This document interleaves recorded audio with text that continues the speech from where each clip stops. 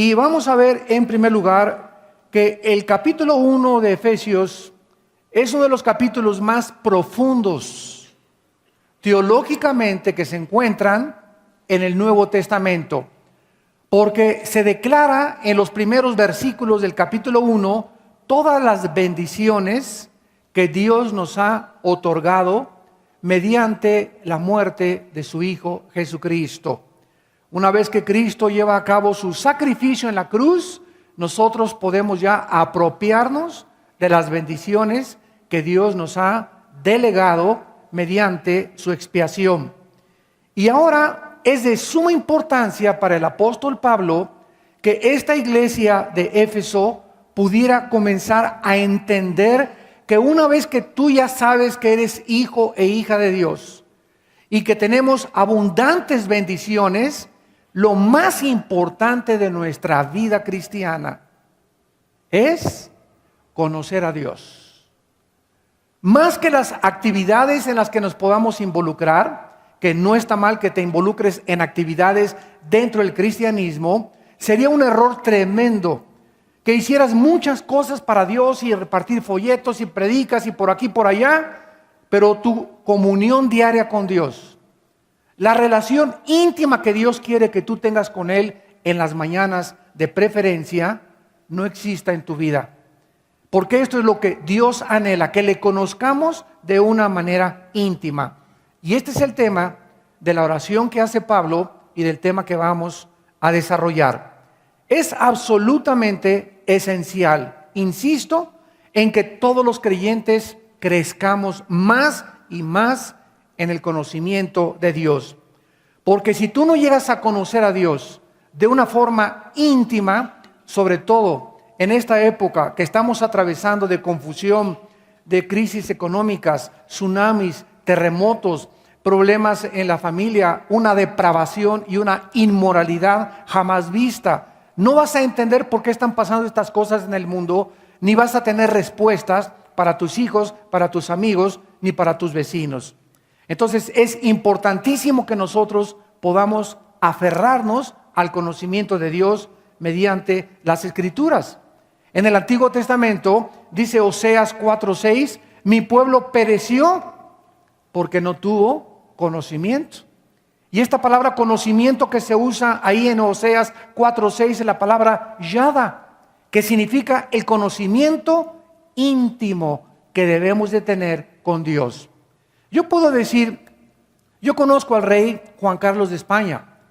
¿Cómo que lo conoces? Sí, lo conozco, lo he visto en la televisión, lo he visto en las revistas, ¿verdad? Es un conocimiento que tengo solamente superficial del rey Juan Carlos de España. Y otras personas pueden decir, no, yo lo conozco de una forma personal. Yo fui invitado a su rancho ahí en España y lo saludé al rey Juan Carlos de España y él me saludó, etcétera, etcétera, y lo vi como era. Pero ¿quién puede decir, yo conozco al rey de manera íntima? Solamente su esposa. Porque es la que convive con él las 24 horas del día. Y así hay mucha gente que dice, yo conozco a Cristo, yo sé que murió en la cruz, que su madre fue la Virgen María, que nació en Belén, etcétera, etcétera. Hay otras personas que dicen, no, pero yo lo conozco porque ya lo invité a mi vida como mi Señor y mi Salvador. Pero hay otras personas que dicen, yo no solamente lo conozco como mi Señor y Salvador, sino que lo conozco de manera íntima, porque diario tengo comunión con Él. ¿A qué categoría de conocimiento perteneces tú?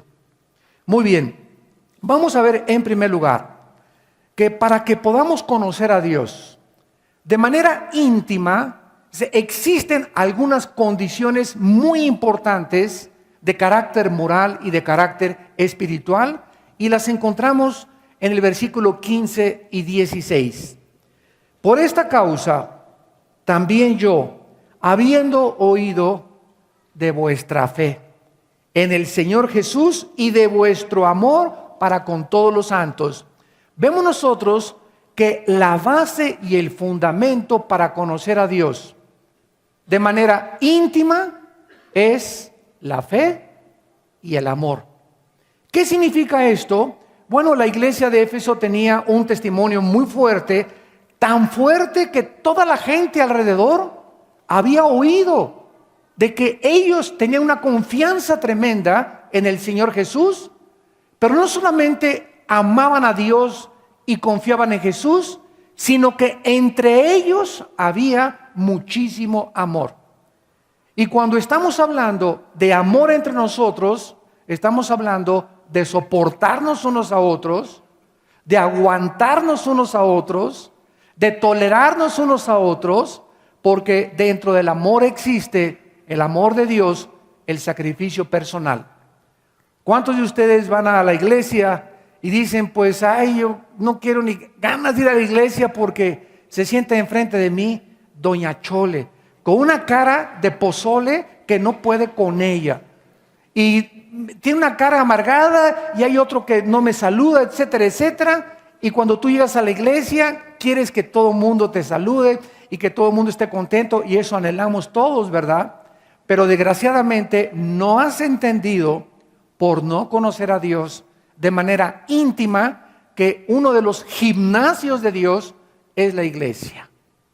A la iglesia vienes a ejercitarte en la fe y en el amor, en confiar en que Dios te va a poner a la gente que necesitas para edificar tu vida y aquellos que vas a tener que aguantar y tolerar.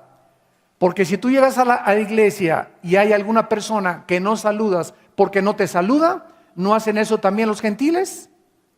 Entonces tú vienes a la iglesia no solamente a que todo el mundo te trate, siéntese aquí, ¿cómo está? Y es que nadie me ama. Vienes a la iglesia a tú darle amor a los demás. Entonces no esperes recibir, quítate ese ego de que yo voy para que te tengan misericordia, para que oren por mí, para que me amen. Tú vienes a la iglesia a buscar a quién amar, porque es más bienaventurado dar que recibir. Entonces comenzamos a ajustar nuestra mente y ya nuestro ego comienza a morir, porque comenzamos ya no a buscar que nos den, sino nosotros dar a los demás. De tal manera amó Dios al mundo que dio. ¿En qué se manifestó el amor de Dios? En dar. Entonces ese es el amor que Dios quiere que nosotros tengamos para poderlo conocerlo. Porque si tú no conoces a tu hermano, ni amas a tu hermano que vive cerca de ti, ¿cómo quieres conocer a Dios a quien no has visto? Pablo escuchó entonces de este amor de los efesios y de su fe. Entonces, para conocer a Dios es esencial creer en Él, la fe en Cristo, porque sin fe es imposible poder verdaderamente, imposible agradar a Dios y amar a nuestro prójimo como a nosotros mismos. ¿Cuál es el primer gimnasio de Dios? El hogar. En la casa es el primer gimnasio de Dios. Y el segundo gimnasio de Dios es la iglesia. Ahí es donde nos entrenamos y donde hacemos ejercicio para desarrollar nuestra musculatura espiritual. Realmente este testimonio de Pablo es lo que lo motiva para escribirles esta carta. Él sabía que la vida del cristiano no es una vida estática ni mediocre, sino que va en continuo crecimiento, como dice 2 de Pedro 3:18. Crezcan en la gracia y en el conocimiento de nuestro Señor Jesucristo. Tenemos que crecer en gracia, es verdad, porque la gracia es la que nos facilita y nos capacita para hacer su voluntad. Pero si tú creces en la pura gracia y no creces en el conocimiento, o viceversa, conoces mucho de la Biblia y mucha teología y no has crecido en la gracia, te conviertes en un monstruo. Entonces tenemos que crecer de una forma equilibrada, tanto en la gracia como en el conocimiento de Dios, porque si no, nuestro crecimiento es, repito, anormal.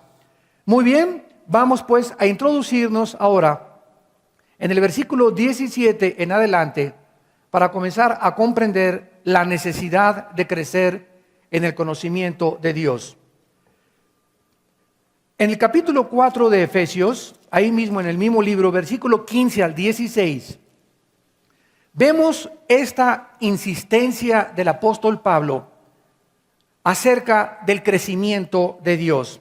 Dice Efesios 4, 15 y 16, sino que siguiendo la verdad en amor, crezcamos en todo en aquel que es la cabeza, esto es Cristo. Vean ustedes, ¿quién es la verdad? ¿Perdón? Entonces dice la Biblia que debemos de seguir a Cristo amando. Debemos de seguir la verdad, que Cristo es la verdad, amando. Seguir la verdad en amor. ¿Qué significa esto? Ok, yo te sigo, Señor Jesús, pero al mismo tiempo no me desconecto de mis hermanos. Porque el primer mandamiento es: amarás a Dios con todo tu corazón, y el segundo, a tu prójimo como a ti mismo. En estos dos mandamientos se resumen los 10 mandamientos del Antiguo Testamento. Entonces debemos de nunca desconectarnos, el decir: yo sigo a Cristo y oro y ayuno y me hinco y hago sacrificios, etcétera, etcétera, pero no podemos jamás desconectarnos del amor de nuestros hermanos. Porque siempre que estamos siguiendo a Jesús, Dios nos comienza a preguntar: ¿a cuántos de tus hermanos verdaderamente amas sacrificialmente? ¿Por cuántos te estás sacrificando para que sea verdaderamente seguir la verdad en amor? Ahora noten ustedes que dice el versículo 15: crezcamos. En otras palabras, no se puede crecer sin seguir a Cristo ni amar a los hermanos. ¿Qué es lo que nos da el crecimiento? No solamente el puro conocimiento de la Biblia. Repito, tú puedes ir a un seminario y darte un doctorado en teología, una licenciatura en teología, una maestría en teología. Yo conozco muchos pastores en Estados Unidos que tienen 3 o 4 diplomados y maestrías y doctorados en teología, y sin embargo tienen cara de coyotes. No puedes ni siquiera acercarte a ellos. En sus propias casas, de verdad, su propia esposa, cómo la tratan. Pero tienen, ¿verdad? Tienen muchísimo conocimiento, pero ellos han desconectado el conocimiento y su teología del amor.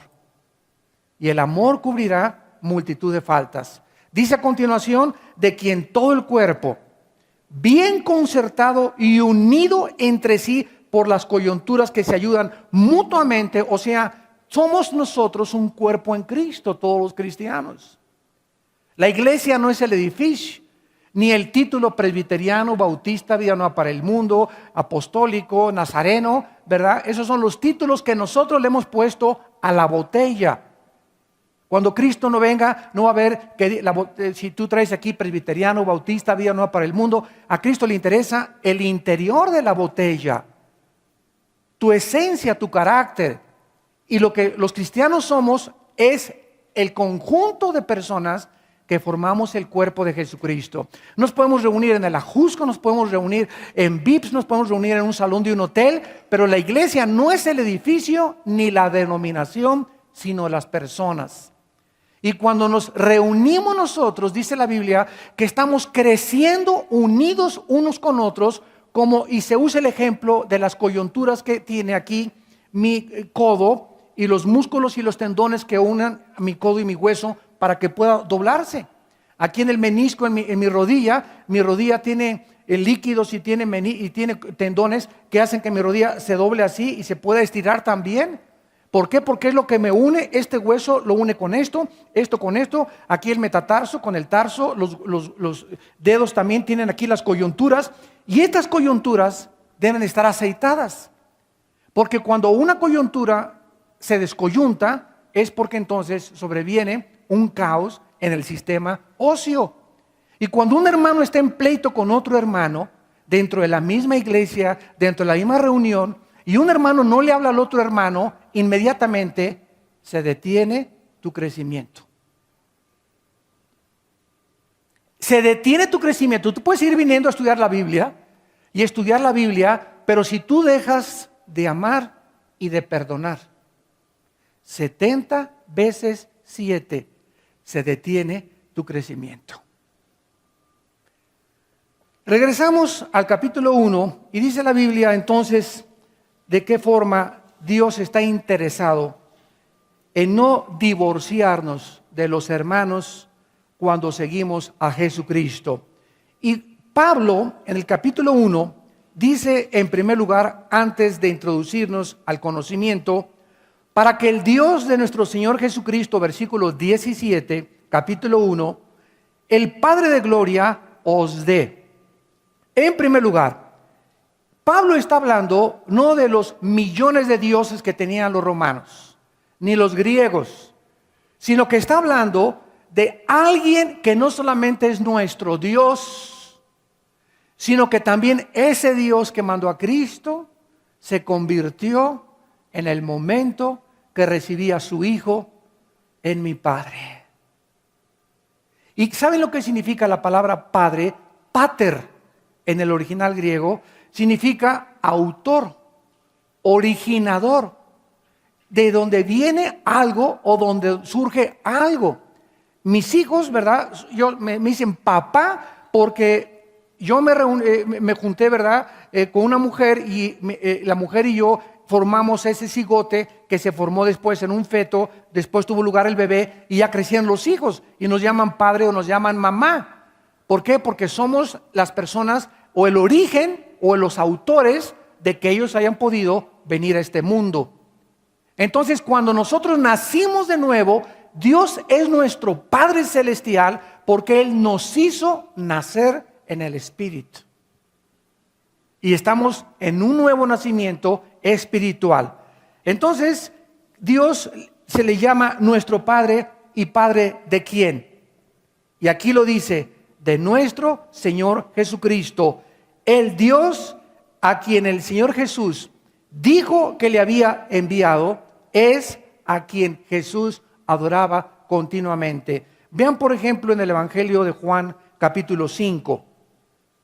Juan capítulo 5, la forma como Jesús se expresaba de su Padre. Dice el Juan 5, versículo 37 al 38. También el Padre que me envió, ¿quién lo envió a Jesús? Él no dijo que apareció así de repente, sino que habló siempre de Dios como su Padre, como su originador, como el autor de todo lo que Él hacía en esta vida. El Padre que me envió ha dado testimonio de mí.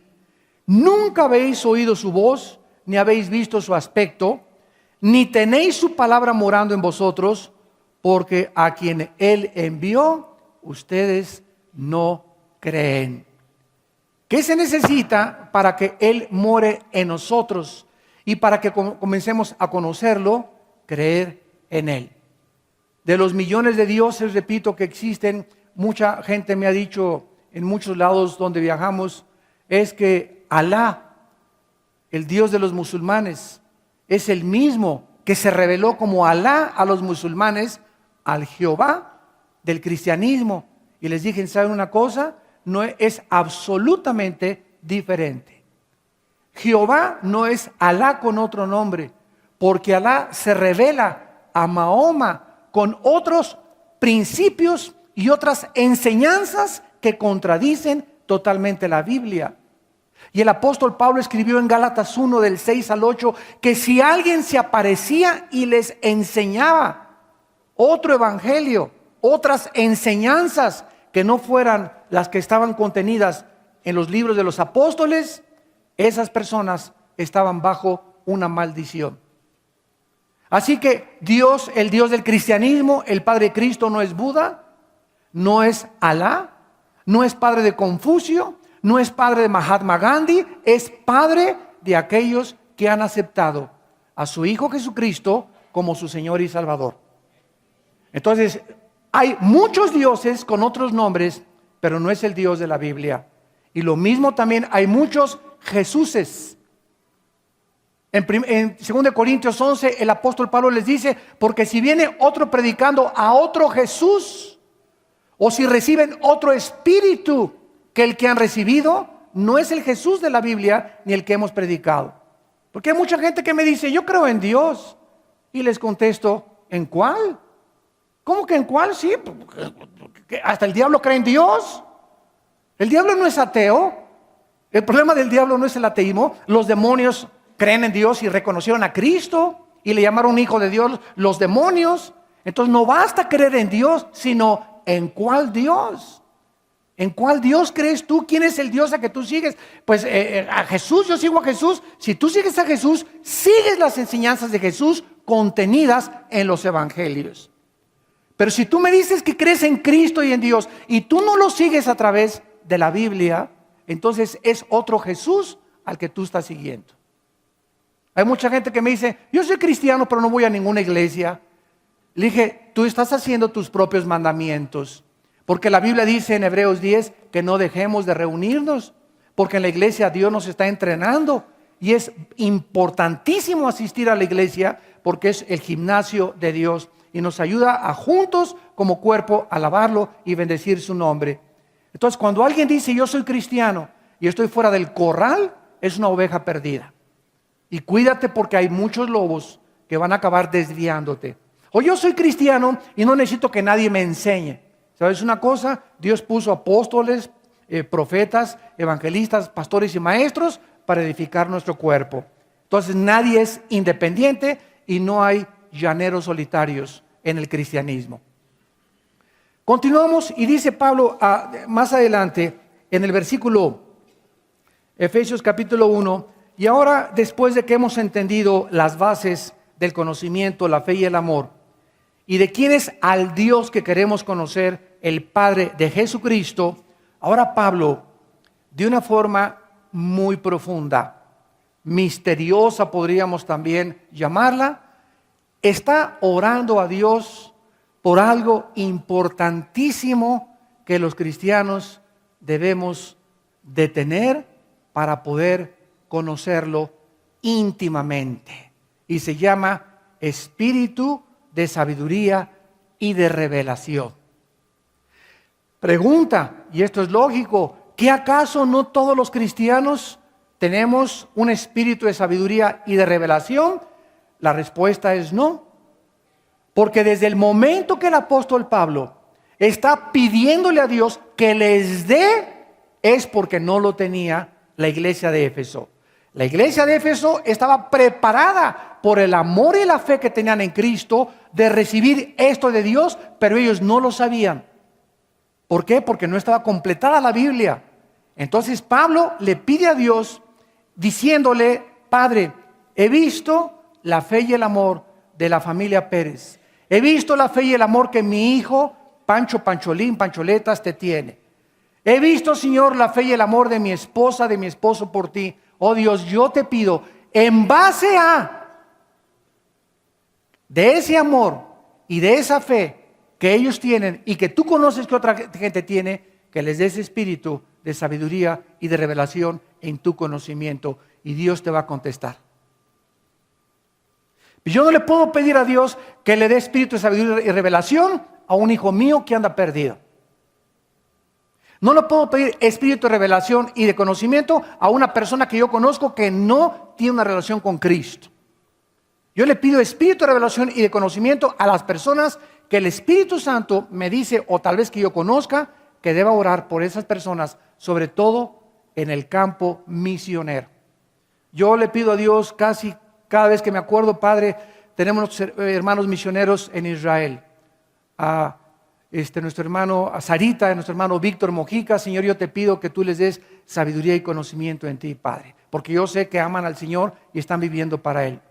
Por nuestros hermanos en Italia, Marcelo y Simona Rodríguez, Padre, bendice a los hermanos en Denver, Colorado, etcétera, etcétera. ¿Por qué? Porque es lo que Dios nos dice que debemos hacer. Miren lo que dice en Efesios capítulo 6, versículo 8. Casi al terminar esta carta, el apóstol Pablo le dice, orando en todo tiempo, con toda oración y súplica en el Espíritu y velando en ella con toda perseverancia y súplica. ¿Por cuántos?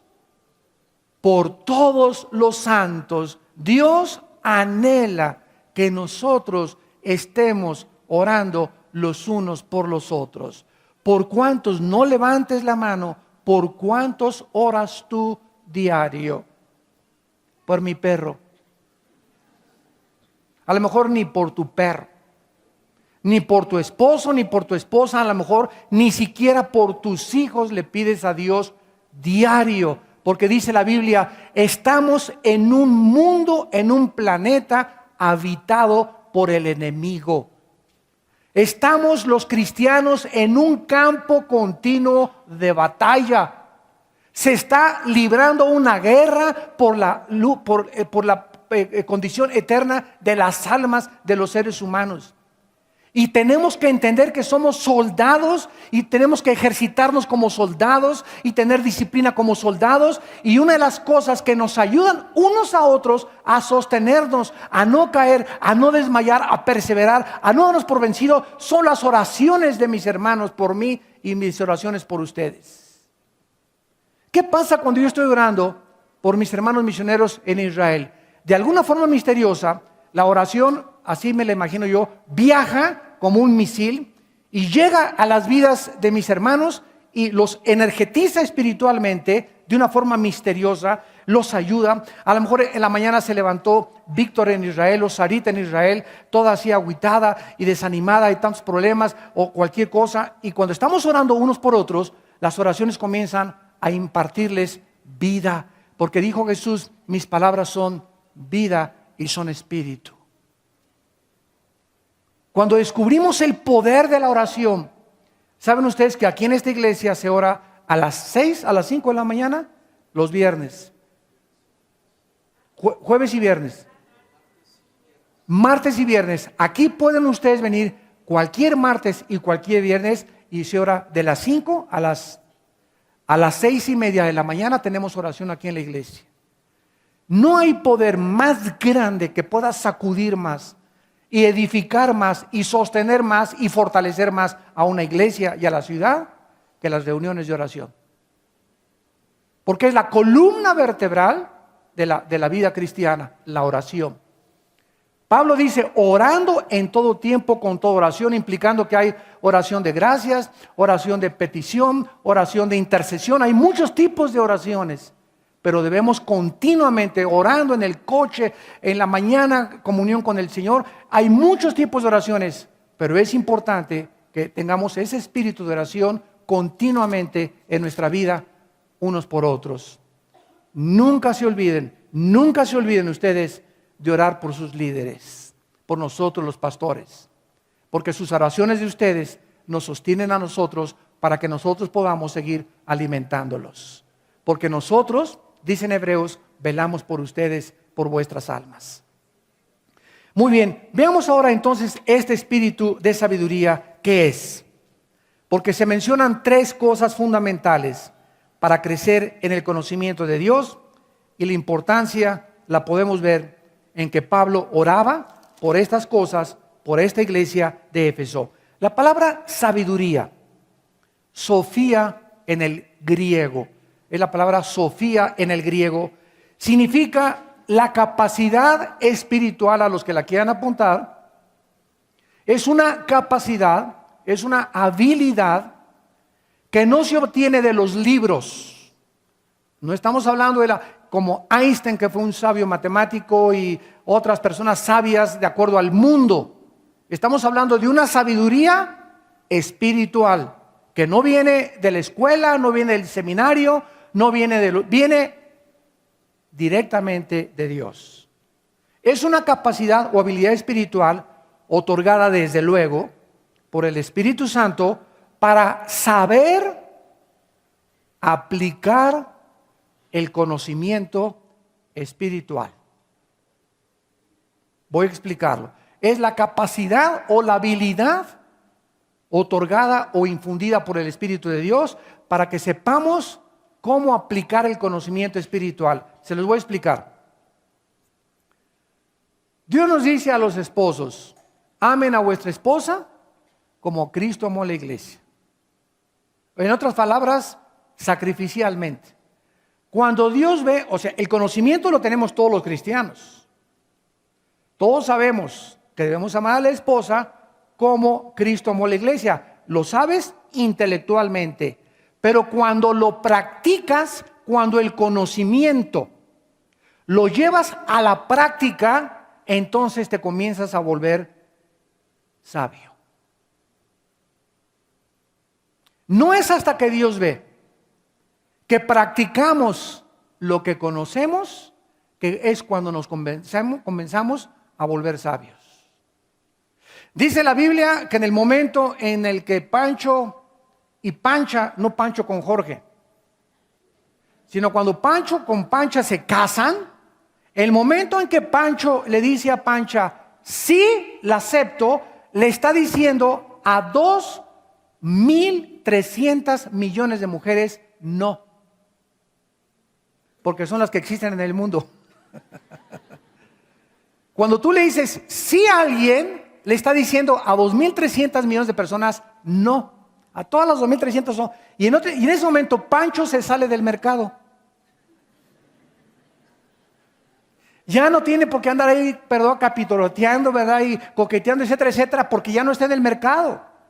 Cuando la muchacha le dice sí a su esposo, le dice no a más de 3.000 millones de varones. Y nos salimos del mercado inmediatamente. Siempre cuando me encuentro personas nuevas que me dicen, oye, que unas chavas que por allá, les digo, yo ya me salí del mercado. Ya no estoy en el mercado.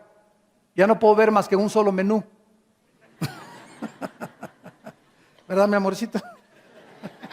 Más me vale. Y en ese momento es cuando nosotros, cuando comenzamos a practicar verdaderamente, cuando Dios ve que nosotros de veras le amamos y lo obedecemos, porque el practicar es obediencia, es cuando comenzamos a recibir la sabiduría. Dice en Proverbios 1:7, el principio de la sabiduría es el temor de Dios. ¿Por qué obedeces a Dios? Una muchacha sabe muy bien, las muchachas que están aquí adolescentes y los jóvenes aquí adolescentes lo saben muy bien, que no deben de dejarse manosear por su novio. Lo sabes muy bien, porque dice en 1 Corintios 13, el amor no es indecoroso. No debes de llegar a caricias donde puedan llegar, ¿verdad? Después a problemas más graves. Comenzó con un besito y la mano alcanzó. Entonces, esa muchacha tiene el conocimiento y los muchachos saben que no deben de tocar a sus novias hasta que se casen. Si Dios ve que tú te comportas de esa manera con ella y que oras con ella y que leen la Biblia juntos y que no se están solamente acariciando y besándose, en ese momento, ¿por qué no te dejas acariciar y por qué no tocas a tu novia? Porque tienes temor de Dios. ¿Qué es el temor de Dios? La conciencia que Dios me está observando. Porque muchos de ustedes hacen cosas que no deberían hacer porque no tienen temor de Dios. Porque si tuvieran temor de Dios, muchos de ustedes no harían las cosas que hacen a escondidas. Haces lo que haces porque crees que nadie te ve. Y cuando tenemos temor de Dios es porque estamos conscientes que nadie me ve, pero Dios, las 24 horas del día, los caminos del hombre están delante de los ojos de Jehová. Vayamos a Proverbios capítulo 2. Proverbios capítulo 2. Y veamos en penúltimo lugar, de qué forma la Biblia nos muestra claramente el aspecto de la sabiduría. Dice en Proverbios capítulo 2, hijo mío, si recibes mis palabras y mis mandamientos guardas dentro de ti. ¿A quién le está hablando Dios aquí? ¿Perdón? A sus hijos. Pero ¿por qué existe un sí condicional? O sea, yo tengo a mi hijo y a mi hija y le digo, hija mía, tú eres mi hija, ¿verdad? Pero si tú obedeces a tu madre y lavas los trastes de la cocina, te doy permiso de ir a esta reunión o a esa fiesta. Siempre hay un sí condicional. O sea que aunque somos hijos, estamos condicionados a obedecer. Y Dios está insistiendo, si ustedes ya como mis hijos reciben mis palabras, o sea, aquí en este momento, en esta congregación, estoy dándoles a ustedes un mensaje de la palabra de Dios, pero no todos los que me están oyendo, ni tampoco por televisión, están recibiendo lo que están escuchando. ¿Por qué? Porque tienen la mente en Cancún, unos, otros en el novio, otra en la lavadora que se descompuso, otros en que mañana tienen que pagar la letra, otros en que los corrieron del trabajo. No están recibiendo la palabra, no se están desconectando del mundo que nos rodea y no están concentrados en la palabra de Dios. Solo los que se cierran a todo. Tengo 1000 problemas, 50,000 problemas, pero en este momento, Marta, Marta, Jesús le dice, una sola cosa te es necesaria. Tengo que ir a esto y tengo que ir por allá. Marta, entiéndelo. Cuando estoy enfrente de ti y te estoy hablando, tu hermana escogió la mejor parte. Solo una cosa te es necesaria. Si tú me escuchas y te desconectas de todo lo demás y recibes mis palabras y te concentras en lo que yo te estoy diciendo y pones atención a lo que mi espíritu está hablando a tu espíritu, entonces dice Dios, no te imaginas las bendiciones que vas a recibir. Y continúa diciendo, versículo 2, haciendo estar atento tu oído a la sabiduría. Si inclinares tu corazón a la prudencia, si clamares a la inteligencia y a la prudencia dieres tu voz, entonces, como a la plata la buscares, si así como vives para hacer dinero, si así como el tiempo que le dedicas para hacer negocios, si así como dicen muchos voy a tener 2 empleos para que me alcance, si el mismo esfuerzo, dice Dios, que tú dedicas para estar pensando en negocios y hacer dinero, si todo eso tú lo empleas en buscarme a mí, porque yo soy el que doy. Si tú llegas a tener dinero, te lo voy a dar Dios, dice yo, no tu compadre, ni tus relaciones, ni tu compadre el diputado, ni tu abuelo el millonario, ni tu padre. Si vas a tener algo, si vas a recibir algo, toda buena dádiva viene del cielo. Porque si recibes algo que no venga del cielo, lo que tú recibes se convierte en maldición. Es por eso que estamos en contra de esa famosa teología actual moderna de la prosperidad. Pídeme. Miren, ahorita hay predicadores que te dicen, el otro día me llegó una carta que dice, si usted me manda un donativo, así se atrevió este predicador muy famoso en el mundo, que tiene campañas de sanidad, así decía esta carta que está mandando, si tú mandas este donativo, y Dios sabe que estoy diciendo la verdad, si tú mandas este donativo, así dijo el predicador, en 12 meses no tendrás deudas. Se atrevió hasta a hacer el papel del Espíritu Santo. No dijo 10 meses, no dijo 8 meses. O sea, esto es adivinación ya. Ya se está cayendo en la brujería en las iglesias. Y la gente va, ¿verdad?, de babosa a dar su... Y como mensos se mandan su ofrenda. ¿Por qué? Porque no tienen conocimiento de Dios.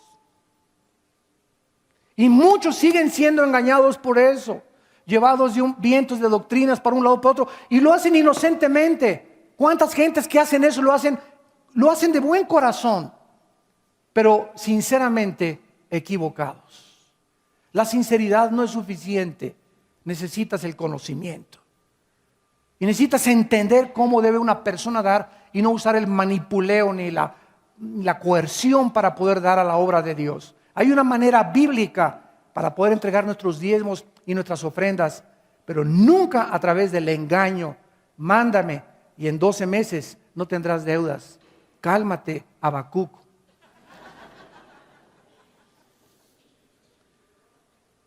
Dice el versículo 5, entonces, Proverbios 2, versículo 5, entonces, cuando recibas mis palabras, cuando pongas atención, cuando le des prioridad a mi palabra, entonces y no antes, vas a entender el temor de Dios y hallarás el conocimiento de Dios, porque Jehová da, no el seminario, no los libros, no la educación, es Dios el que da la sabiduría, y de su boca, o sea, de la Biblia, viene el conocimiento y la inteligencia. Y ustedes saben que la inteligencia es el apartarse del mal. El otro día estaba Marta estudiando unas raíces griegas y me impactó lo que significa en el original la palabra inteligencia, que se traduce muchas veces en la Biblia, en el Antiguo Testamento, B-Y-N, bin. ¿Saben lo que significa la palabra inteligencia? Saber escoger. Es lo que significa la palabra inteligencia. En el latín y en el griego y en el hebreo, saber escoger. Y cuando vengo a la Biblia, descubro que el que escoge entre el bien y entre el mal, se le llama inteligente. O sea, la persona inteligente es la que sabe que esto debo escoger, esto no, esto es bueno, esto es malo. Es la persona que sabe que esto es malo y no lo escoge. ¿Por qué? Porque conoce a Dios. La persona que hace la decisión adecuada es la persona inteligente. Y nosotros somos responsables de cada decisión que tomamos, porque en eso vas a demostrar tu inteligencia. Y Dios da la inteligencia. Dios te va a decir que escojas. Padre, tengo a Pancho y tengo a Juan, que los dos quieren casarse conmigo, dice Lupita. ¿A cuál escojo?